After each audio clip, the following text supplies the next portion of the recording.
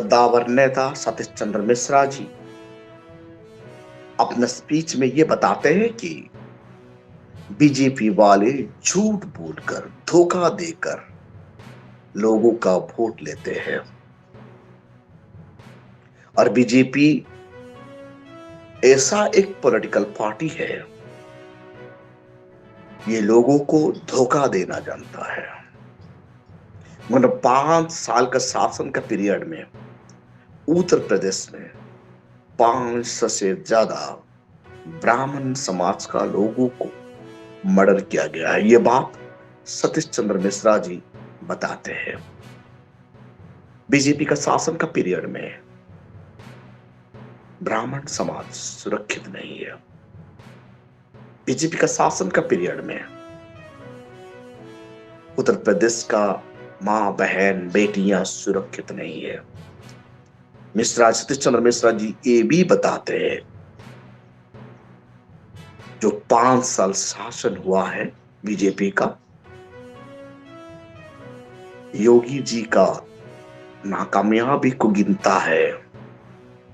ये सिर्फ रोको और ठोको राजनीति किया है, इसीलिए लोगों का जान खतरे में आ गया है। कानून का नाम ही नहीं है, कानून का चीज ही, कानून नाम का कोई चीज ही नहीं है उत्तर प्रदेश में।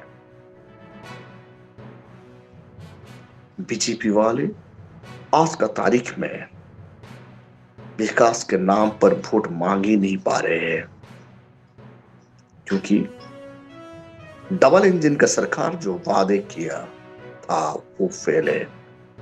100 स्मार्ट सिटी फुस हवा में उड़ गया, 15-15 लाख हवा में उड़ गया, 2 करोड़ नौकरी हवा में उड़ गया।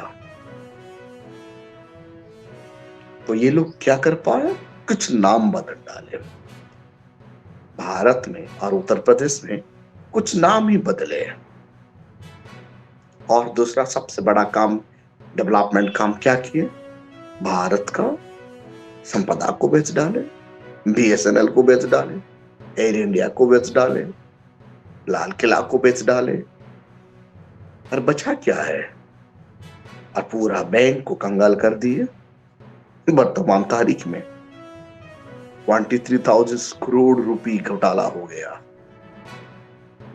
इतना ही काम, डेवलपमेंट काम किए हैं। सतीश चंद्र मिश्रा जी ये बता रहे हैं, समाजवादी पार्टी एक दंगे का पार्टी है। समाजवादी शासन का पीरियड में उत्तर प्रदेश में 134 से ज्यादा दंगाई हुआ है। जब यूपी दंगे में झुलस रहा था, समाजवादी पार्टी का मुखिया सफेई में अपना टाइम पास कर रहे थे, नाच गाना देख रहे थे। जब समाजवादी पार्टी का शासन का पीरियड में कोई मां या कोई बहन का बलात्कार होता है तो समाजवादी पार्टी का मुखिया ये कहते हैं नौजवान है, शरारत हो जाता है। मतलब कितने गुंडे, ये दंगे का शासन चलता था समाजवादी पार्टी का शासन का पीरियड में। 134 दंगा, मतलब ये मामूली बात नहीं है।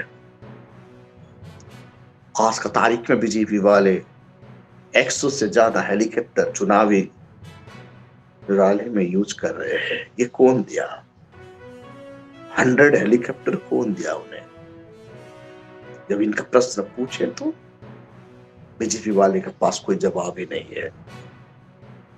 चुनावी टाइम में जितना पैसा फूका जा रहा है बीजेपी वाले का द्वारा, और उद्योगपतियों ने 100 से ज्यादा हेलीकॉप्टर दिए हैं बीजेपी वालों को इलेक्शन प्रचार करने के लिए। वो पैसा कहां से निकलेगा? इसीलिए इलेक्शन खत्म होने के बाद हमारा देश का संपदा बेचा जाएगा। हमारा काड़ी कमाए का पैसा 23,000 करोड़ रुपया गुजरात वाले ठग के ले गए।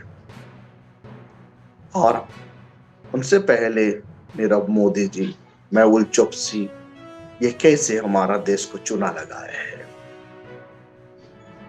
आज का तारीख में बहुत हैरान लग रहा है, इतना चुनावी खर्चे कैसे ये कर रहे हैं।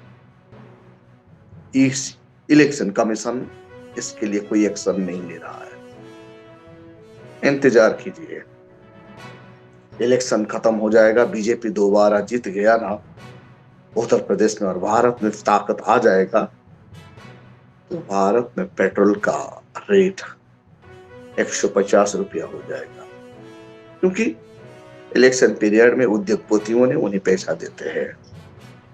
वो पैसा कहां से निकलेगा? तेल से निकलेगा, लोगों का तेल निकालकर। राष्ट्रहित में 150 नहीं 200 रुपया में भी हमारा लोग पेट्रोल खरीदेंगे। देश का हाल बेहाल हो चुका है, देश का इकोनॉमिक कंडीशन बहुत खराब हो चुका है। इसीलिए 2022 उत्तर प्रदेश इलेक्शन में बीजेपी को रोकना बहुत जरूरी है। मेरे ख्याल से उत्तर प्रदेश का सिटीजन ये बात को जान चुके हैं। जो पॉलिटिकल पार्टी उद्योगपतियों का चंदा से इलेक्शन लड़ता है वो गरीबों का भलाई कर नहीं सकता, क्योंकि जो इलेक्शन में खर्चा किया गया पैसा गवर्नमेंट कहां से देगा? गवर्नमेंट बनने के बाद वो पार्टी कहां से वापस देगा? सूद समेत बिजनेसमैन अपना पैसा वापस लेता है। बीजेपी वाले को जितना चंदा हेलीकॉप्टर उद्योगपतियों ने दे रहे हैं, वो पैसा को प्राप्त करने के लिए देश में और कुछ संस्थाओं को बेचा जाएगा। ये देश के लिए बहुत खतरनाक है और आने वाला जनरेशन के लिए बहुत बड़ा खतरा का घंटी है। हम सब लोग कॉन्शियस सिटीजन के नाते इसके बारे में गंभीरता से सोचना चाहिए और इलेक्शन पीरियड में उद्योगपतियों का द्वारा वोट मांगने वाले पार्टियों को नकारना चाहिए।